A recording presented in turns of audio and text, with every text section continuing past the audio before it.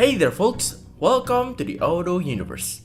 Now folks, if you have seen those videos or footage of the Honda Accord and the Toyota Camry crashing against the wall, both of those cars looks terrible after crash.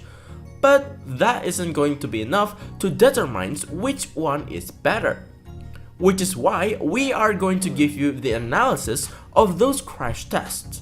But before we jump into the analysis, make sure you hit that like and subscribe button.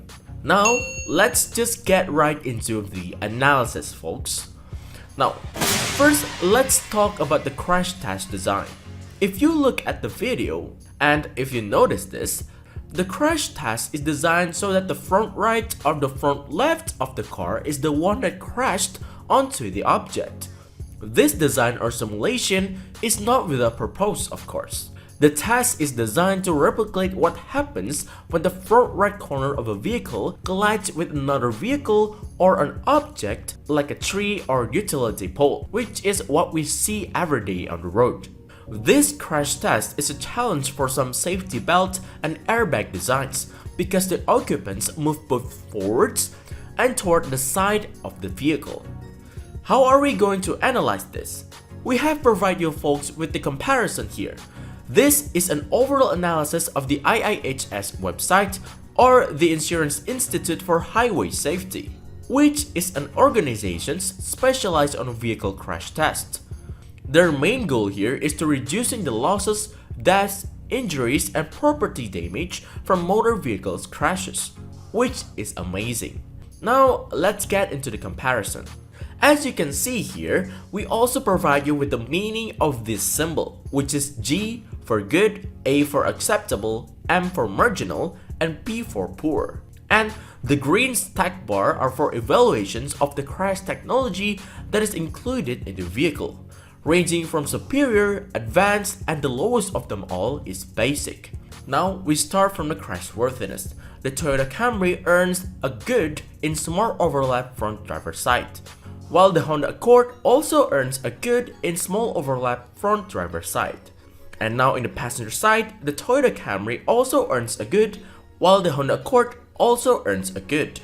And then from the moderate overlap front, the Toyota Camry earns a good, and the Honda Accord also earns good. From the side, the Toyota Camry earns good, while the Honda Accord also earns good. The roof strength on Toyota Camry is good, and also on the Honda Accord. The head restraints and seats on the Toyota Camry is good, and also on the Honda Accord. Now we head into the crash avoidance and mitigations. This is the sections where the two cars really can be compared, which is the headlight sections. In the Toyota Camry, it earns a good and an acceptable, while in the Honda Accord, in the headlight sections, earns an acceptable and marginal. But you need to know that these evaluations really depends on what trims you get. Sometimes a better trim gets a better result. Now from front crash preventions, both vehicles earns a superior in standard system. And then the child seat anchors, both of the vehicles earns a G+, which is very good. And there are other available safety features. On the Toyota Camry, there are standard daytime running lights, optional blind spot detections, standard lane departure warning, standard lane departure preventions.